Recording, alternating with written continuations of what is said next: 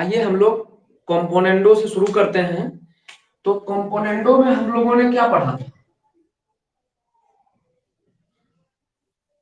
हमारे पास रेशियो था A:B equals to C:D। हमने यहां पे दोनों साइड 1 ऐड किया, दोनों साइड 1 ऐड किया। हम कर सकते हैं, अगर LHS RHS इक्वल है और दोनों तरफ इक्वल ऐड किए तो भी वो टर्म्स इक्वल ही होगा। ठीक है, तो अब यहां पे जब हम इक्वल टर्म ऐड किए तो अब क्या होगा? अब इनका एलसीएम लो, तो एलसीएम आ गया b, ऊपर आ गया हमारे पास A+B इक्वल्स टू C+D/D। और यहां पे जो अब हमारे पास रेशियो आया A+B is to B is equal to C+D is to D। क्या क्या हुआ भैया?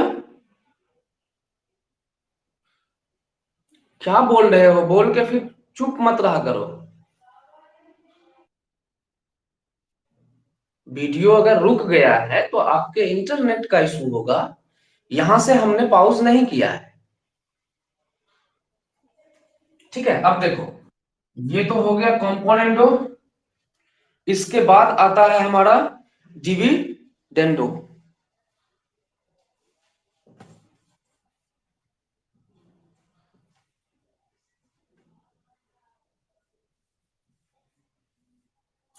डिविडेंडो में हम लोगों ने क्या सीखा था? इसको नोट करो, इसको इक्वेशन 1 रखो, ठीक ना। अब देखो, डिविडेंडो में वही था हमारे पास ratio A:B equals to C:D। यहां पे हमने दोनों टर्म में 1 माइनस किया, A/B -1 इक्वल्स टू C/D -1। फिर जब एलसीएम लिए तो क्या आ गया हमारे पास? B A-B equals to C-D/D। और यहां भी हमारे पास क्या आया? यहां पे हमारे पास रेशियो का टर्म आ गया A-B is to B equal होगा C-D इज टू D के। यहां तक समझने में आप लोगों को कोई भी परेशानी तो बोलिए।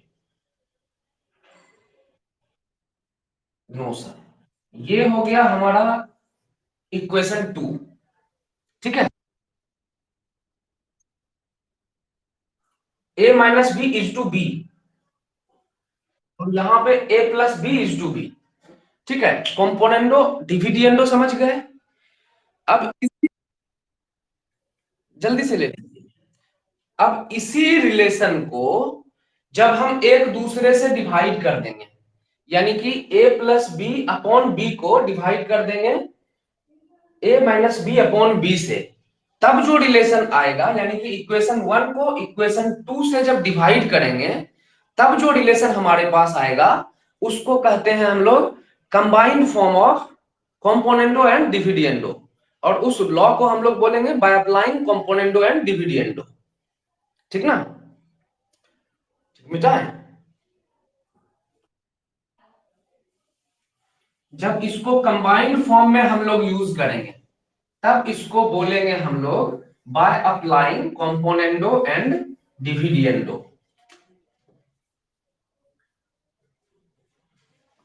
कंपोनेंडो एंड डिविडेंडो, ठीक ना। अब इसमें क्या होगा? तो हमने आपको बताया कि A+B इज टू B, इसको डिवाइड करेंगे सेकेंड वाले से, यानी कि A-B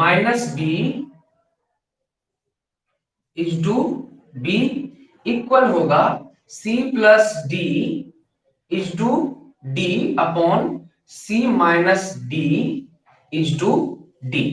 अब इसको सॉल्व करते हैं फर्दर।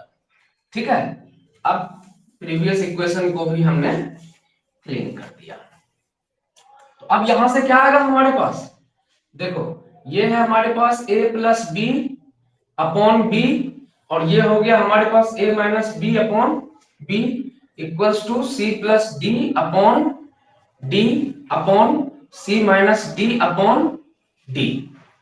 ठीक है ना। अब यहाँ पे उल्टा करना होगा, जब डिवाइड में रहता है तो यहाँ पे आ गया हमारे पास a plus b upon b into a minus b into b equals to c plus d into d upon d into c minus D.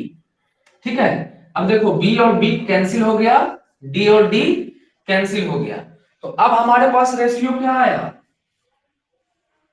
a is to b, sorry a plus b is to a minus b equals to c plus d is to c minus d. और ये apply हमने किस पे किया, by applying componendo and dividendo on a is to b equals to c is to d। यानी कि हमारे पास गिवन है 2 is to 3 equals to 4 is to 6। तो अब हम क्या बोले, componendo and dividendo by applying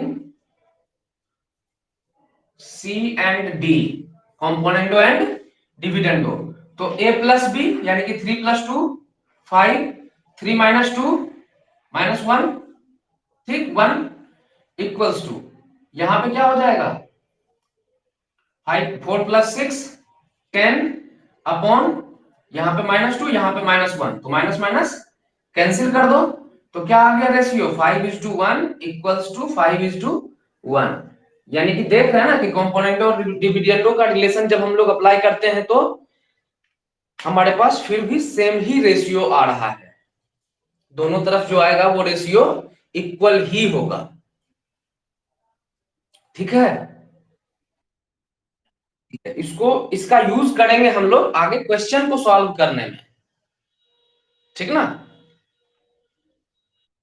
मिटा दें। हाँ बोलो,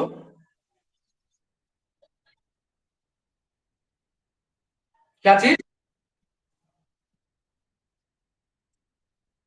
हाँ हाँ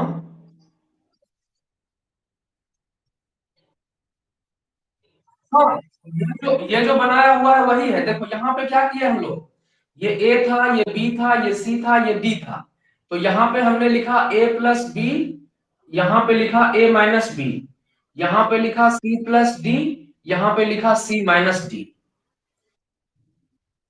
कंपोनेंटो और डिविडेंडो का रिलेशन यही कहता है ना, a plus b is to a minus b equal होगा c plus d is to c minus d के। अगर आपके पास पहले से a is to b equal है c इज टू d के, तो ठीक है,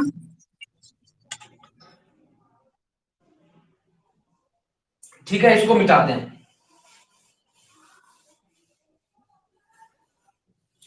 अब इसके बाद वेरिएशंस को पढ़ते हैं।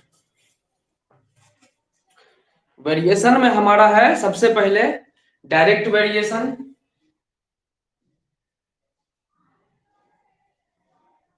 Direct variation. डायरेक्ट वेरिएशन क्या होता है, अगर हमारे पास दूसरा भी बढ़ेगा और दूसरा अगर डिक्रीज होगा तो पहला भी, वीडियो रुका, वीडियो अगर रुका है तो फिर ऑन हो जाएगा स्वतः, वो आपके तरफ।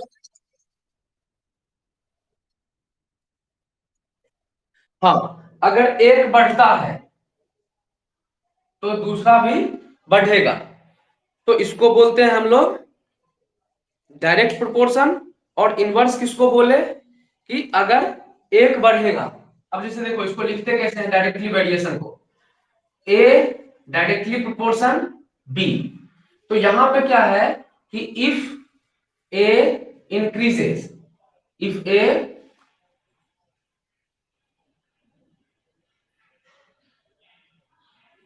increase then b also increases, or if a decrease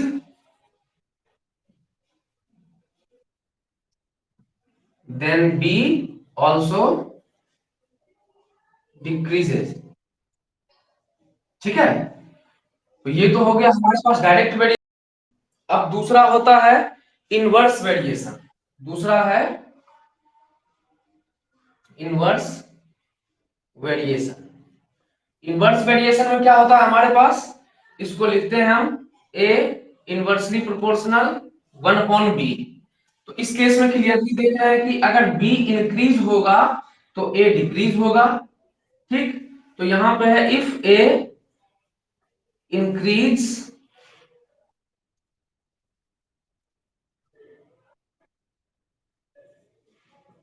then b increase and if a decrease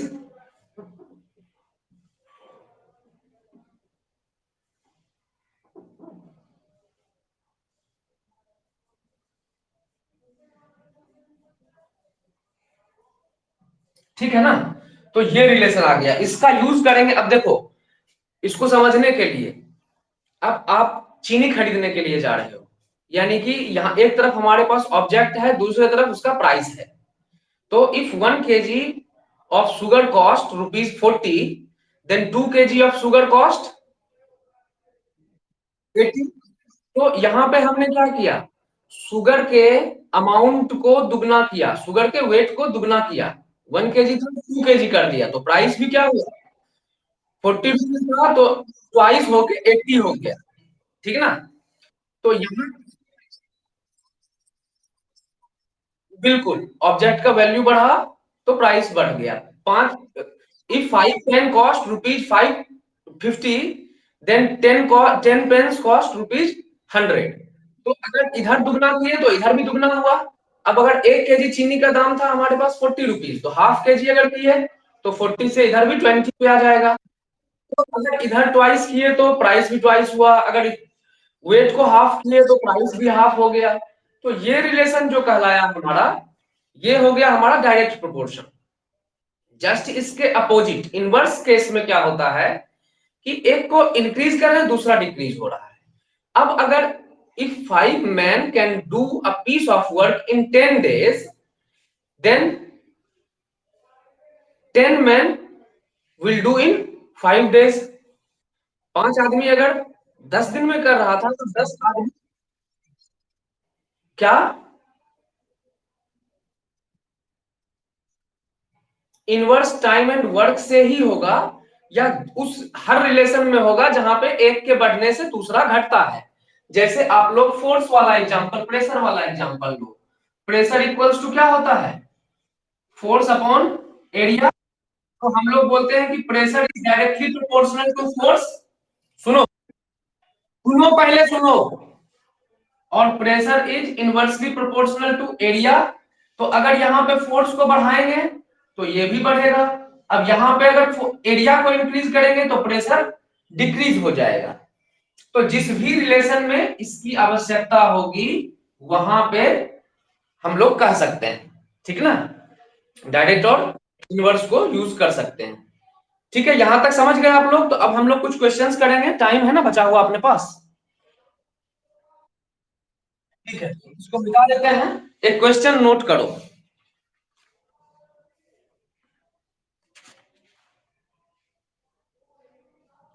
एक चीज और है,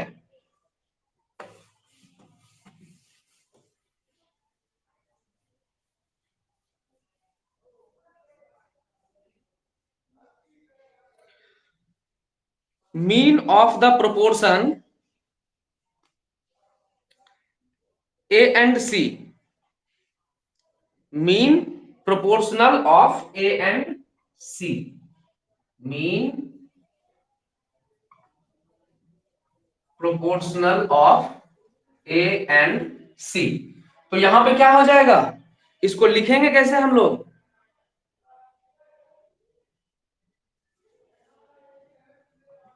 ए is to B is to B is to C, ठीक ना।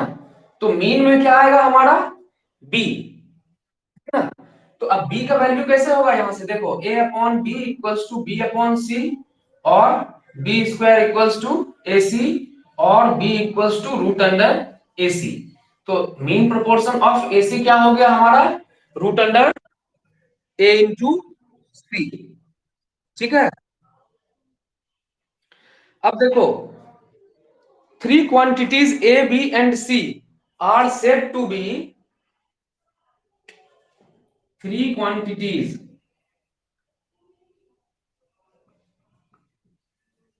ए B and C are said to be in continued proportion if A is to B is to B is to C। अगर ऐसा हो रहा है तो हम लोग बोल सकते हैं कि ये जो है ये कंटिन्यूड प्रोपोर्शन में है। क्लियर है? तो अब हम लोग सारी प्रॉपर्टीज को पढ़ चुके हैं, सारा प्रॉपर्टी हम लोगों ने पढ़ लिया। अब आप लोग इसको, इस पे बेस्ड क्वेश्चन को सॉल्व कर सकते हैं। ठीक है, तो सबसे पहला क्वेश्चन है हमारे पास, if x is to y equals to 3 is to 2, then 2x plus y 2x plus y upon 4x minus 3y, 4x minus 3y का वैल्यू क्या होगा?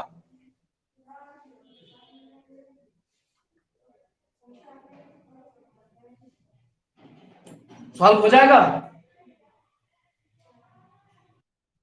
जल्दी से सॉल्व कीजिए।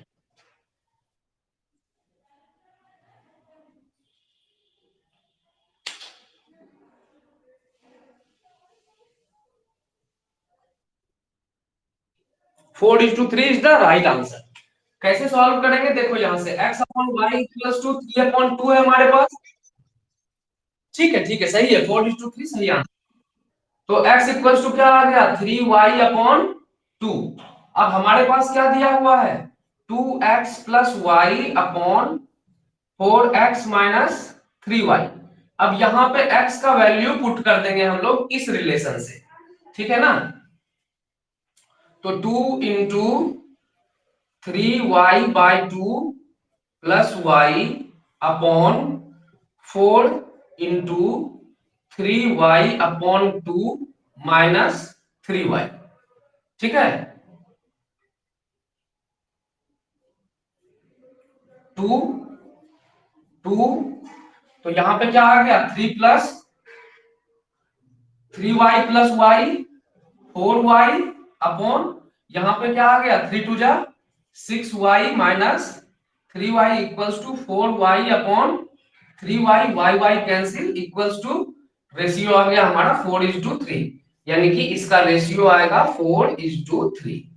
ये आंसर हो गया अपना, सबका हो गया। नेक्स्ट क्वेश्चन है हमारे पास, स्क्रीनशॉट भी लेते जाओ जो ले रहे हो। नेक्स्ट क्वेश्चन है हमारा कि verify whether 2 3 4 and 6 are in proportion. 2 3 4 6 are in 2 3 4 and 6 are in proportion।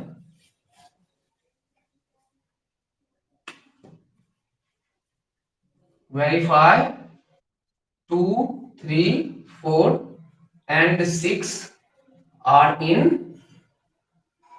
proportion। ठीक है, तो यहां पे हम रेशियोज निकालेंगे और उसको इक्वल करने का प्रयास करेंगे और देख लेंगे कि अगर दोनों का रेशियो इक्वल आता है तो ठीक है। तो सबसे पहले हम लोग लिखते हैं 2:3, 2 और 3 का ratio of 2 and 3 equals to क्या आ गया? 2:3। फिर निकाले ratio of 4 and 6 equals to 4/6 equals to 2:3। यहाँ पे दोनों का रेशियो इक्वल आ रहा है, 2:3 इक्वल्स टू 2:3, इसलिए 4 2 3 4 2 एंड 6 आर इन प्रोपोर्शन। ठीक है, दूसरे भी यहां से दूसरा भी हाँ वेरीफाइड होगा। दूसरा भी रिलेशन निकाल सकते थे हम, 2:4 प्रोपोर्शन 3:6। तो यहां भी क्या आ जाएगा हमारे पास, 1:2 इक्वल्स टू 1:2। तो हम कह सकते हैं कि द टर्म्स, क्या, अरे भैया बोलो उसके बाद चुप मत रहो।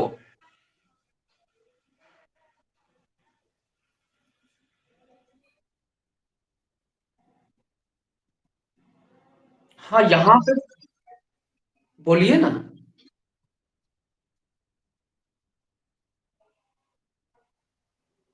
कहाँ पे, यहाँ पे? हाँ तो वही तो लिखे आर इन प्रोपोर्शन, आप उसको प्रोपोर्शन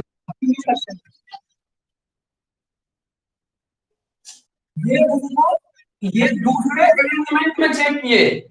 यहाँ पे हमने एक बार तो हमने चेक किया 2:3:4:6, यहाँ पे भी दोनों का रेशियो इक्वल आया। फिर हमने जब इसको लिखा 2:4:3:6, तो यहाँ पे भी दोनों रेशियो हमको इक्वल आया। ये दूसरे फॉर्म में उसी 4 नंबर्स को लिखे, दो अलग ढंग से हमने चेक किया और दोनों ढंग से ये प्रोपोर्शनल था। ठीक है ना। अब नेक्स्ट, हाँ product of mean equals to product of extreme भी कर सकते हो। अब देखो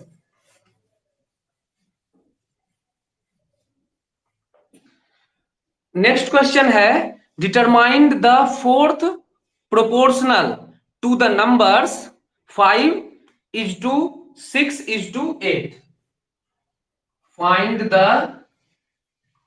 fourth proportional of the number 5, 6 and 8। 5, 6 and 8, 5, 6 और 8 का फोर्थ प्रोपोर्शनल आपको निकालना है।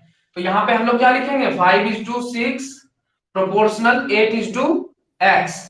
अब x का वैल्यू निकाल लो, 5/6 इक्वल्स टू 8/x, और x इक्वल्स टू 6 × 8/5, और x इक्वल्स टू 48/5, और x इक्वल्स टू 9.6। आ गई बात समझ में? यहां तक समझने में कोई दिक्कत नहीं है। अब नेक्स्ट क्वेश्चन लिखो। नेक्स्ट क्वेश्चन है, find the mean proportional between 6 and 24। Find the mean proportional between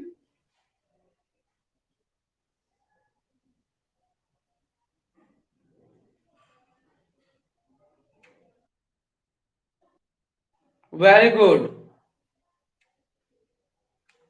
mean proportional निकालने के लिए हम लोग क्या करते हैं,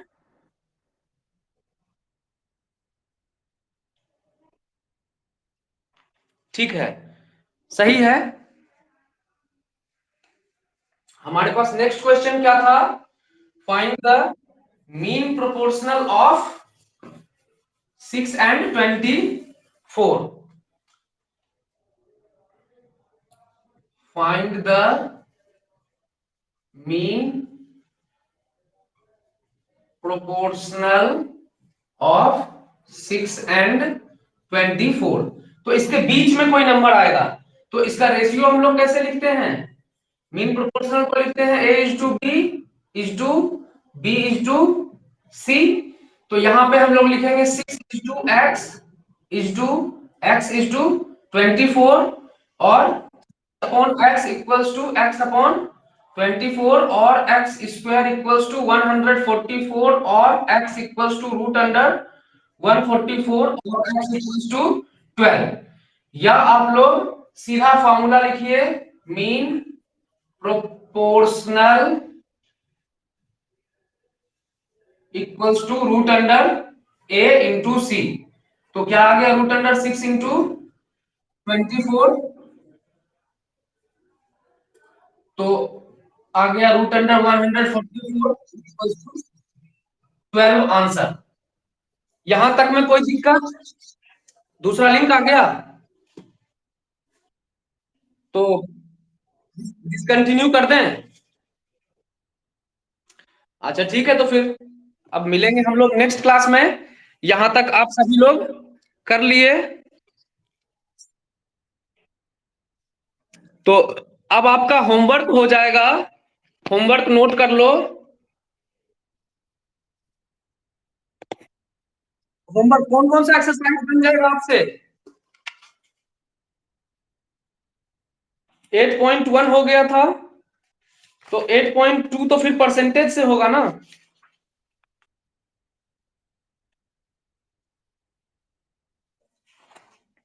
तो 8.1 आज हम कुछ क्वेश्चन सेंड करेंगे, उसको सॉल्व कीजिएगा HW में।